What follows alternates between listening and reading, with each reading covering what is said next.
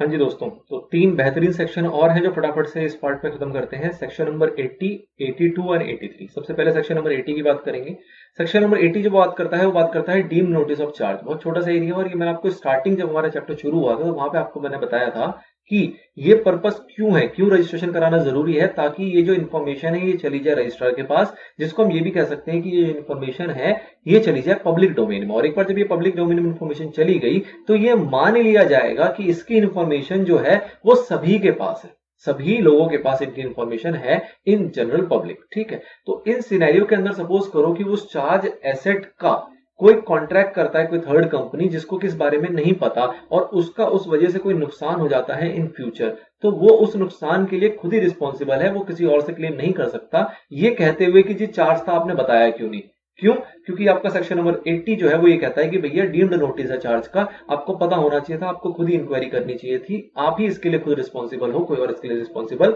नहीं है। ठीक है, तो जब भी कोई चार्ज रजिस्टर किया जाता है सेक्शन नंबर 77 के अंदर और कोई भी पर्सन उस प्रॉपर्टी को, उस एसेट को, उस अंडरटेकिंग को अगर एक्वायर कर रहा है तो ये ऑटोमेटिकली मान लिया जाता है कि जो भी वो एक्वायर करने जा रहा है उसको उस चार्ज के बारे में, सेक्शन 77 वाले चार्ज के बारे में अच्छे से पता है। तो ये प्रोविजन बेसिकली क्या है, इसको कहा जाता है the provision has cautionary effect, मतलब कि ये कॉशियस एक तरीके से कि भैया आपने तो आपको कॉशन पहले दे दिया गया कि देख लो भैया इसको जानते हुए काम करना, अदरवाइज आप कर रहे हो तो खुद रिस्पॉन्सिबल हो। तो जो भी बंदा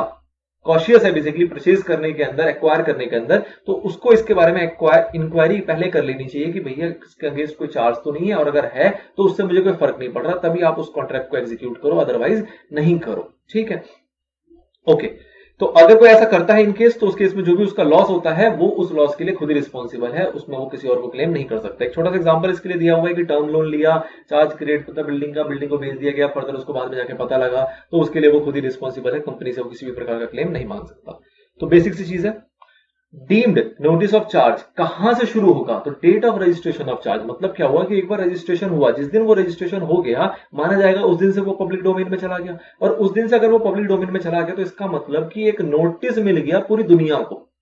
ये तो मतलब है इसका डीम्ड नोटिस का मतलब क्या है कि उस चार्ज के बारे में जानकारी मिल गई पूरे विश्व को किस दिन, जिस दिन वो चार्ज रजिस्टर हो गया। तो डेट अगर पॉइंट पूछा जाता है, ये आपके ऑब्जेक्टिव क्वेश्चन में बहुत बार आया हुआ है और प्रैक्टिकल क्वेश्चन में भी इस टाइप का लिंक है कि कब से वो इफेक्टिव माना जाएगा। वो नोटिस डीम्ड है चलो ये मान लेते हैं, लेकिन वो कब से इफेक्टिव होगा, तो वो उस दिन से इफेक्टिव होगा जिस दिन आपने रजिस्ट्रेशन करा लिया, रजिस्ट्रेशन कंप्लीट हुआ, मतलब कि नोटिस मिल गई पूरे जग जहान को। ठीक है, चलिए this is all about section number 80। Now section 82 आता है जो बात करता है कि आपने सेटिस्फेक्शन कर दिया चार्ज का, मतलब चार्ज का मतलब क्या हुआ कि आपने गिरवी रखा था, पैसे लिए थे, अब वो पैसे आपने बैंक को चुका दिए। जब आप बैंक को पैसे चुका दोगे तो आपका जो चार्ज जो आपका क्रिएट हुआ था वो आपने कैंसिल कर लिया आपस में। अब आपने अगर वो कैंसिल कर लिया तो इसकी जानकारी भी तो रजिस्ट्रार को दोगे ना, तभी तो रजिस्ट्रार के पास जो रजिस्टर है उसको वो वहां से डिलीट करेगा कि भैया ये जो प्रॉपर्टी पे चार्ज था वो अब चार्ज नहीं रहा। जब वो डिलीट कर देगा तो कंपनी उस प्रॉपर्टी के अगेंस्ट कहीं और से भी लोन ले सकती है या कोई और काम भी कर सकती है,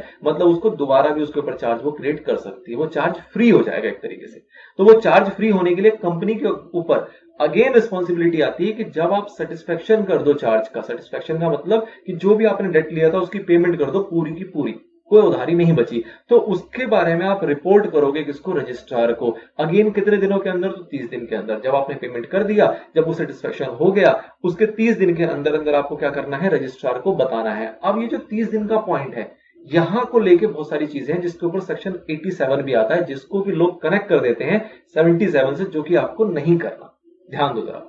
82 के अंदर सिंपली क्या कहा गया कि भैया 30 दिन का टाइम है, नॉर्मली 30 दिन के अंदर आपको इंफॉर्मेशन दे देनी है। फिर ये कहा गया कि भैया पेमेंट करने से 30 दिन से अगर नहीं बता पाए, सपोज नहीं बता पाए, तो क्या होगा, तो आपको एडिशनल टाइम दिया जाएगा, मतलब तब आपको 300 दिन तक का टाइम दे दिया जाएगा। ठीक है, ये 30 दिन है ये आपके 300 दिन बन जाएंगे। अब मैं यहां वाले पॉइंट को भी आऊंगा, इसके अंदर भी ये वाला जो पॉइंट है एफएससी का, इसके ऊपर आऊंगा। पहले यहां पे देखो कि क्या एक्सटेंशन हो सकता है इंटीमेशन के लिए, तो जो बिल्कुल दिया जा सकता है। कितना दिया जा सकता है, ये एक्सटेंड किया जा सकता है इसको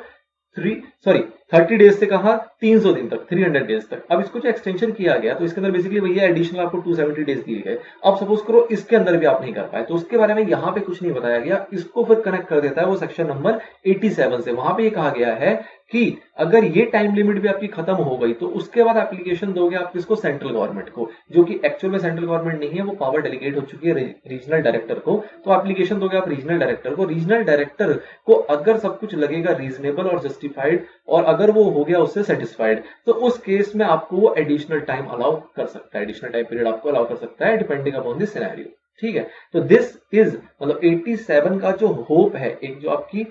आशा है, वो 87 की रिलेटेड है 82 से, ना कि 77 से। ये चीज पर ध्यान रखनी है आपको। ठीक है, वहां पे सेंट्रल गवर्नमेंट का सिनेरियो नहीं है, वहां पे आपको जितना टाइम मिलना था वो 77 वाले सेक्शन में ही मिल गया। चलिए ओके, तो ये जो आप एप्लीकेशन दोगे, जो ये इन्फॉर्मेशन पहुंचाओगे, जो ये रिपोर्ट करोगे रजिस्ट्रार को, ये किस फॉर्म में किया जाएगा, CHG 4 के अंदर किया जाता है। तो आपने अभी तक में जितने फॉर्म देख लिए वो क्या कहते हैं, CHG 1 के अंदर जब आपने फ्रेश एप्लीकेशन दिया, CHG 2 के अंदर आपको सर्टिफिकेट मिल गया, CHG 3 के अंदर अगर आपने कोई मॉडिफिकेशन किया तो उसके बारे में जानकारी दी, उसके ऊपर जो आपको सर्टिफिकेट मिला वो CHG 3 के अंदर मिला। CHG 4 में सेटिस्फेक्शन का पॉइंट आएगा। CHG 5 में जो सेटिस्फेक्शन के ऊपर सर्टिफिकेट इशू करेगा रजिस्ट्रार कि आपने सेटिस्फेक्शन हो गया, इस बात का रजिस्ट्रार जो आपको सर्टिफिकेट देगा वो आएगा CHG 5 के अंदर। तो ये पांचों फॉर्म आपको सिक्वेंसली याद होने चाहिए। नाउ जो ये यहाँ पे बात आ रही है कि 30 डेज का जब IFSC company, specified IFSC public company हो या स्पेसिफाइड IFSC प्राइवेट कंपनी हो, इन दोनों सिचुएशन के अंदर भी ये 300 दिन वाला प्रोविजन है। यहाँ पे आपको यहाँ पे 30 डेज बता के फिर एडिशनल एक्सटेंशन के अंदर 300 डेज बता दिया गया, यहाँ पे सीधा सीधा बता दिया गया भैया 300 दिन तक आपको मिल सकता है, लेकिन सिक्वेंस सेम होगा कि पहले आप एप्लीकेशन दोगे, अपनी जस्टिफिकेशन दोगे कि क्यों डिले हो रहा है, और रजिस्ट्रार को अगर लगेगा तो वो आपको एक्सटेंशन का टाइम अलाउड कर सकता है, लेकिन ऑब्वियस सी बात है आपसे एडिशनल फीस वो लेगा, एडिशनल फीस लिए बगैर नहीं करेगा। Now notice to the holder of charge by registrar, मतलब कि यहां पे सेटिस्फेक्शन के लिए कंपनी ने दे दिया, कंपनी ने एप्लीकेशन पहुंचा दी रजिस्ट्रार के पास। अब रजिस्ट्रार क्या करे, रजिस्ट्रार के पास कंपनी तो दे रही है, कंपनी तो बोरिंग कंपनी है, वो हो सकता है झूठ मूठ का दे रही हो, उसने पेमेंट ना करी हो चार्ज होल्डर को, तो चार्ज होल्डर से भी कंफर्म किया जाएगा। तो रजिस्ट्रार क्या करेगा, एक नोटिस भेजेगा, किसके पास नोटिस भेजेगा, चार्ज होल्डर के पास। ठीक है, चार्ज होल्डर के पास नोटिस भेजेगा जिसके अंदर वो कहेगा कि भैया ये जो सेटिस्फेक्शन है इसको क्यों ना रिकॉर्ड किया जाए, मतलब कि जो कंपनी कह रही है कि हमने पूरी पेमेंट कर दी, हमने अपने चार्ज को सेटिस्फाई कर दिया, तो इसको रिकॉर्ड क्यों ना किया जाए, इसके बारे में आप हमें बताओ विद इन 14 डेज, 14 दिन के अंदर अंदर आपको ये बताना है कि क्यों ना करें। इसको बोलते हैं बेसिकली शो कॉज नोटिस, कि आप रीजन बताओ कि क्यों हम इसको रजिस्टर ना करें, इस सेटिस्फेक्शन को रजिस्टर ना करें। अब अगर आपने बता दिया, अगर आपने कोई कॉज नहीं दिया तो ऑब्वियस बात है इसको रजिस्टर कर दिया जाएगा और इसकी इन्फॉर्मेशन दे दी जाएगी। मतलब एक बार अगर आपने कहा कि भैया कोई दिक्कत नहीं है, सही कह रहा है कंपनी, सही कह रहा है, आपको एप्लीकेशन आई है बिल्कुल सही आई है, उसने मुझे सारी पेमेंट दे दी, ऐसा कह रहा है चार्ज होल्डर, तो उस केस में जो रजिस्ट्रार होगा वो क्या करेगा, उसको रिकॉर्ड कर लेगा और सर्टिफिकेट इशू कर देगा, कंपनी को इन्फॉर्म कर देगा। ठीक है, अच्छा जी, फिर बात आती है कि अगर कोई कॉज वो देता है, अगर वो कोई कॉज देता है कि नहीं नहीं नहीं नहीं, नहीं इन्होंने पूरी पेमेंट नहीं करी, इन्होंने ब्याज नहीं दिया, इन्होंने ये नहीं दिया, इन्होंने वो नहीं दिया, वगैरह वगैरह, तो उस इंफॉर्मेशन को भी वो अपने रजिस्टर के अंदर रिकॉर्ड करेगा और उस रिकॉर्ड को करने के बाद उसकी इंफॉर्मेशन जो होगी वो कंपनी को पहुंचाएगा कि भैया देख लो हमने नोटिस दिया था, किसको दिया था, चार्ज होल्डर को दिया था, उसने ये कंप्लेन करी है कि नहीं नहीं भैया ये दिक्कतें हैं, इसको सेटिस्फैक्टरी आप मत मानो, इसको रिकॉर्ड मत करो। तो अब आप देख लो जी ये क्या दिक्कत है, आपस में इसको सॉल्व कर लो, उसके बाद हमें फ्रेश एप्लीकेशन दे देना इसकी सेटलमेंट के रिगार्डिंग, तो ही हम रिकॉर्ड करेंगे, अदरवाइज ये सारी कंप्लेन है किसकी, चार्ज होल्डर की। ठीक है जी, अच्छा ये जो नोटिस वाला पॉइंट आया कि रजिस्ट्रार को नोटिस देना पड़ता है 14 दिन के टाइम देते हुए, ये नोटिस देने की जरूरत नहीं पड़ेगी। कब नहीं पड़ेगी, जब CHG 4 जो आपने फॉर्म दिया है उसके अंदर एक ऑप्शन ये भी होता है कि उसमें कंपनी तो अपने साइन कर ही रही है, अगर वो उसमें साइन करा ले चार्ज होल्डर की भी, तो मतलब क्या हुआ कि दोनों एग्री है, उस सेटिस्फेक्शन के लिए दोनों एग्री है कि उसके अंदर साइन कर दिया, कंपनी ने भी उसके अंदर साइन कर दिया, आपके किसने, चार्ज होल्डर ने भी, तो दोनों ने अगर CHG 4 पे साइन कर दिया और फिर रजिस्ट्रार को दिया गया है, तो रजिस्ट्रार को अलग से कंफर्मेशन लेने की जरूरत नहीं है, फिर ऑटोमेटिकली मान लिया जाएगा कि चार्ज होल्डर को कोई दिक्कत इसके अंदर नहीं है, तो उसके अंदर ये अलग से इंटीमेशन जो देना है वो देने की जरूरत नहीं पड़ती। फिर बात आती है no effect of section 82 on the powers of registrar. अब ये बेसिकली क्या है कि रजिस्ट्रार के पास एक पावर होती है जो आएगी आपकी सेक्शन नंबर 83 में। वो क्या पावर होती है कि अगर रजिस्ट्रार को कोई इंटीमेशन नहीं भी आया सेटिस्फेक्शन के रिगार्डिंग, पेमेंट के रिगार्डिंग, पर उसके पास कोई भी ऐसा एविडेंस है जिसके कि उसको ये लगता है कि अब ये चार्ज एग्जिस्ट नहीं करता, जो चार्ज था वो रिलीज हो गया है, जो उसकी पेमेंट होनी थी वो हो गई है, जो सेटिस्फेक्शन होना था वो हो गया है, तो वो उस ग्राउंड पे भी वो चाहे तो उस सेटिस्फेक्शन को रिकॉर्ड कर सकता है अपने रजिस्टर के अंदर, और रिकॉर्ड करने के बाद वो इंटीमेट कर देगा दोनों पार्टीज को कि भैया ऐसा ऐसा मुझे लगा, ऐसी ऐसी सूचना मेरे पास आई थी जिसके बेसिस पे मैंने ये काम कर दिया है, आप बता दो जी इसके अंदर कोई दिक्कत है तो। तो ये पावर है किसके पास, रजिस्ट्रार के पास, विदाउट इवन दो इंटीमेशन, कंपनी के बिना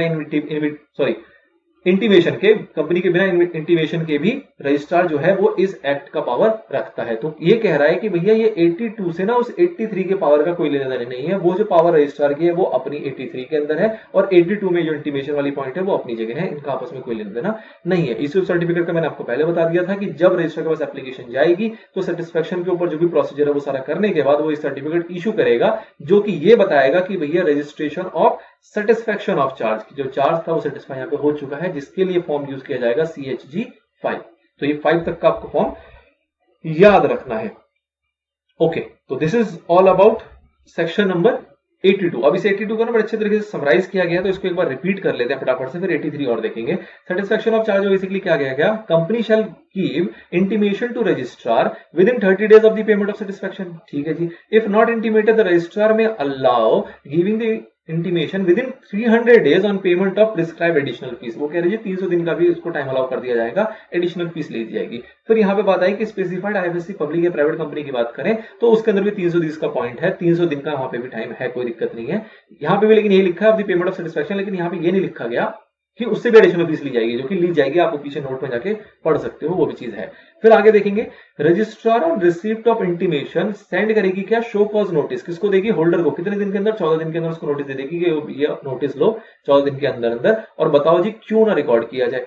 आगे देखिए एक्सेप्शन क्या है कि भैया इंटीमेशन नहीं दिया जाएगा अगर तो हमारे पास जो फॉर्म आया है, जो भी स्पेसिफाइड फॉर्म है जो कि CHG 4 है आपका, उस फॉर्म में अगर उस होल्डर के भी साइन हो रखे हैं तो इंटीमेशन देने की आवश्यकता नहीं है। If any cause is shown, अगर कोई कॉज आया, कोई कॉज उसने दे दिया चार्ज होल्डर ने, तो उस केस में रजिस्ट्रार क्या करेगा, उसको रिकॉर्ड करेगा और उसके बारे में इंफॉर्मेशन दे देगा कंपनी को कि भैया ये उनके साथ इशू है, उन्होंने ये अपने जवाब में दिया है, तो अब आप देखो इसको रिकॉर्ड नहीं किया जा सकता विद दैट इशू। ठीक है,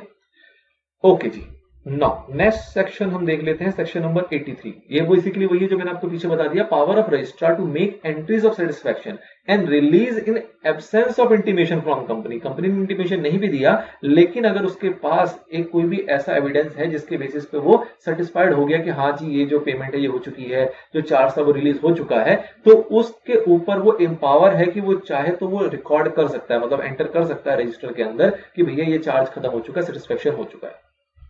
ठीक है, तो कुछ खास नहीं है। ही में एंटर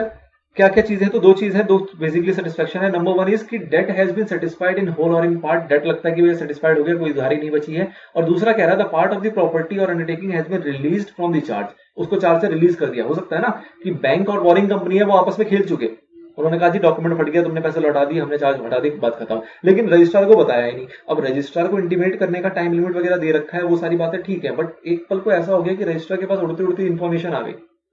कि ऐसा ऐसा कुछ हुआ है, कहीं से भी उसके पास जानकारी पहुंच गई जो कि एविडेंसिंग है और जिसके ऊपर उसको भरोसा है, तो उसके बेस पे भी वो चाहे तो ये कदम उठा सकता है और उस चीज को रिकॉर्ड करके वो खत्म कर सकता है। ओके, फिर बात आती है कि भैया काम तो कर लिया लेकिन क्या इंटीमेशन नहीं देगा, तो इंटीमेशन बिल्कुल देगा। किसको देगा, अफेक्टेड पार्टीज को। अफेक्टेड पार्टी यहाँ पे कौन होंगी, दोनों पार्टी, चार्ज होल्डर भी है और बोरिंग कंपनी भी, तो इन दोनों को इंटीमेशन देगा कितने दिन के अंदर, 30 दिन के अंदर। जिस दिन उसने अपने रजिस्टर के अंदर एंट्री करी, रजिस्ट्रार ने अपने रजिस्टर में उसकी एंट्री कर दी कि भैया ये खत्म हो चुका है, उस एंट्री के 30 दिन के अंदर अंदर वो इंटीमेशन देगा अफेक्टेड पार्टीज को, मतलब कि बोरिंग कंपनी को और चार्ज होल्डर, क्योंकि भैया देखो हमने ऐसी ऐसी एक्टिविटी कर दी है, अगर तुम्हें कोई दिक्कत है, कोई इन्फॉर्मेशन है तो हमें बताओ इसके ऊपर। ओके जी। फिर सर्टिफिकेट इशू की बात आएगी, वो सेम टू सेम पॉइंट है कि सर्टिफिकेट इशू किया जाएगा। सेटिस्फेक्शन ऑफ चार्ज है, ये भी है, तो ये भी सेम टू सेम होगा, CHG 5 के अंदर इसका सर्टिफिकेट भी इशू किया जाएगा, जो आपने सेक्शन नंबर 82 के अंदर देखा था। चलिए जी, तो ये हमने और खत्म किए 3 सेक्शन, हमारा 83 तक हम अपडेट कर चुके हैं अपने सारे सेक्शंस को। फर्दर जो सेक्शंस बच जाते हैं कोशिश करेंगे उसको नेक्स्ट पार्ट में रैप अप कर ले।